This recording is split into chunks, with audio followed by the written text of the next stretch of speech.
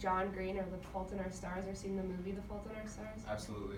Okay, so the author for The Fault in Our Stars does a video series on YouTube called Crash Course, and he did a crash course on Emily Dickinson, so I have a short video to show her biography, but I have to skip ahead in the video, so I'll come back there and do that.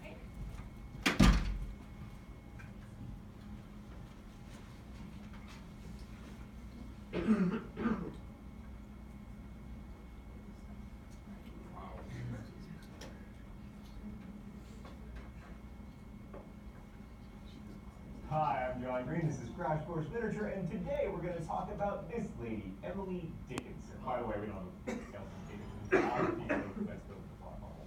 So Emily Dickinson was born in 1830 to a prominent family. Her father became a U.S. congressman and lived her whole life in Massachusetts. She was haunted by what she called the menace of death throughout her life, although then again, who isn't? Between 1858 and 1865, Dickinson wrote nearly 800 poems. But she also became increasingly confined to her home in those years, and eventually rarely left her room. She usually talked to visitors from the other side of a closed door, and didn't even leave her room when her father's funeral took place downstairs. Dickinson published fewer than a dozen poems in her lifetime. In fact, no one knew that she'd been nearly so prolific until her sister discovered more than 1,800 poems after Emily's death in 1886. Dickinson was considered an eccentric in Amherst and known locally for only wearing white when she was spotted outside the home. In fact, her only surviving article of clothing is a white cotton dress. This image of a pale wraith clad all in white has become a symbol of the reclusive, brilliant poet. But it's worth noting that for Dickinson, white was not the color of innocence or purity or ghosts. It was the color of passion and intensity. Dare you see a soul at the white heat? Then crouch within the door, she once wrote. She called red, the color most associated with passion, fire's common tint. For Dickinson, the real, true, rich life of a soul, even if it was physically sheltered, burned white hot. Thanks, Thought Public. Oh, it's time for the open letter? An open letter to the color white. But first, let's see what's in the secret compartment today. Oh, it's a Dalek. Stand more flagrant pandering to the Whovians. Dear White, you're a complicated and symbolic. Dalek! They're not very bright. So White, you're often associated with purity, like wedding dresses. You can symbolize heaven or the creepy infinite nowhere where certain parts of Harry Potter and all of Crash Course Humanities take place. But many 19th century writers inverted those associations, like Melville's famous Great White Wall of Whale, the terrifying blankness of nature. And to Dickinson, White, you were the color of passion and intensity. This reminds us that our symbolic relationships aren't fixed. We're creating them as we go communally. I mean, other than Daleks, which are universally terrifying no matter what color they come in. Best wishes, John Green. Okay, let's take a close look at a poem we've already mentioned, sometimes called Poem 465, and sometimes known by its first line, I heard a fly buzz when I died. Speaking of which, here in the studio, we've had a genuine plague of flies in the last few weeks. I mean, in the lights up there are thousands of fly carcasses. Okay, let's put aside the fly carcasses and read a poem together about flies. I heard a fly buzz when I died. The stillness in the room was like the stillness in the air between the heaves of storm. The eyes around had wrung them dry, and breaths were gathering firm for the last onset, when the king be witnessed in the room. I willed my keepsakes, signed away what portions of me be assignable, and then it was, there interposed a fly, with blue, uncertain, stumbling buzz between the light and me, and then the windows failed, and then I could not see to see. Okay, first let's talk about the dashes. Some critics think that Dickinson's use of dashes as punctuation is just eccentric handwriting or else an accident. I mean, they point out that Dickinson also used similar dashes, for instance, in her cake recipes. Others argue that the use of dashes are a typographical attempt to symbolize the way the mind works, or that the dash is used as punctuation stronger than a comma but weaker than a period. Regardless, though, the appearance of a dash at the end of this poem, at the moment of death, is a very interesting choice. So in this poem, the speaker is dying, or I guess has died, in a still room surrounded by loved ones. A will is signed, and then the fly, with blue, uncertain, stumbling buzz, comes between the light and the speaker. This makes it so the narrator cannot see to see, and by now you know what happens in Dickinson poems when people can't see. they're dead. So Dickinson was just a smidge obsessed with death, which means that she got to imagine death in a lot of different ways, as a suitor, as a gentle guide, but here, death is a buzzing fly. So everyone in the room is awaiting the arrival of the king, which before Elvis took over the title in 1958 was a reference to God. But instead of the quiet, peaceful arrival of God they're expecting, it's a dirty little fly with uncertain, stumbling buzz that gets between the narrator and the light. So this poem features Dickinson at her most formal. The lines are very iambic. I heard a fly buzz when I died, the stillness in the room. And they alternate between tetrameter, 4 feet, and triameter, 3 feet. The rhyme scheme throughout the poem is A, B, C, B, which means the first line ends with one sound, the second line with yet another, the third line with another still, and then the fourth line rhymes with the second line. But Dickinson employs her famous slant rhymes here. Like in the first stanza, room is matched with storm.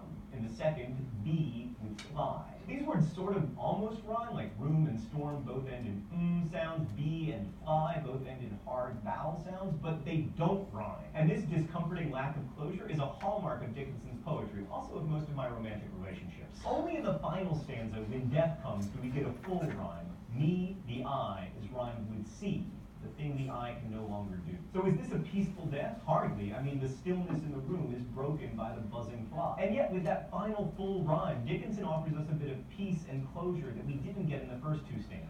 To return to an old theme, even though we live in an image-drenched culture, this is a good reminder that language is made out of words. And it might sound like overreading to you to say that a full rhyme brings peace, but I'm reminded of the story of Mozart's children playing a series of unfinished scales in order to taunt their father, who would eventually have to go to the piano and finish them. Poetry isn't just a series of images, it's rhythmic and it's metric, and we crave the closure of a good rhyme at the end of a poem. That's why sonnets end with couplets. Dickinson gives us that closure. And then she gives us a Jose Saramago-ing dash, the poet of paradox, still haunting us. Thanks for watching our Crash Course Literature mini-series. Next week, we begin a year of learning about U.S. history together. Okay.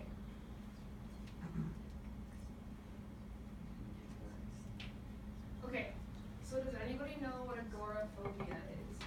Or have a guess as to what they think agoraphobia would be? Fear of writing poems. Not a fear of writing poems, but it's something that Emily Dickinson, they believe she suffered from. Fear of death. Fear of ghosts. That's a good guess because she aging. did write about death a lot in her poetry, but that is not what agoraphobia is. You actually want to click the. You can, if you just keep clicking, because they all come in one at a time. Okay, so agoraphobia is not a curable disease, but it's an anxiety disorder, and it is characteristic of someone who has fear of embarrassing situations or helplessness, and they tend to panic a lot. And with Emily Dickinson, she, throughout her life, became more and more of a recluse. She stayed inside of her house a lot and didn't want to leave, and that worked kind of well for her because she was able to write a lot of poetry. But when her father passed away, she wasn't even able to go down into the basement to where his funeral was held because she was so anxious about leaving what she knew. But that had a big effect on her poetry. If you want to click the slide again, sorry.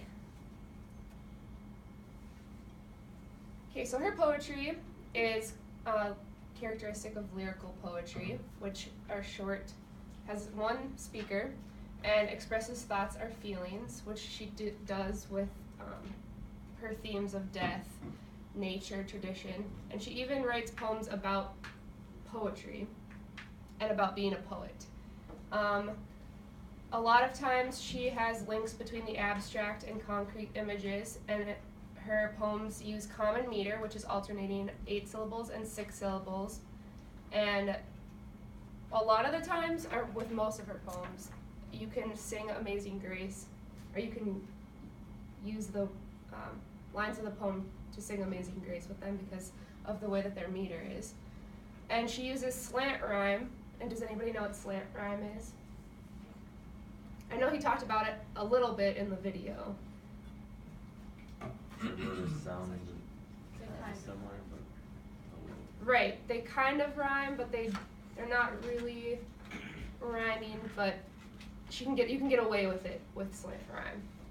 And then John Green talked about the punctuation. She uses the dash rather than commas, and they're not exactly sure. People who have studied her poetry aren't exactly sure why she used it, but it could be to like bridge between the lines and that sort of thing.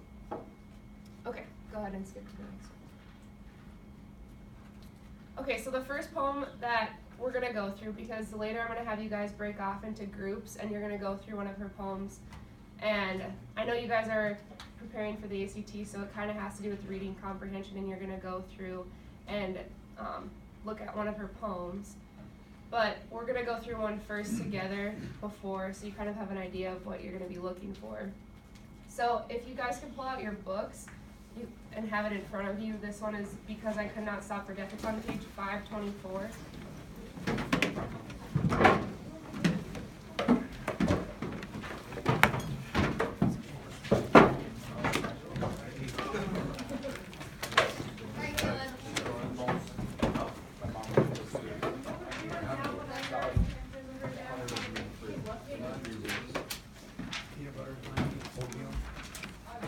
The exact same.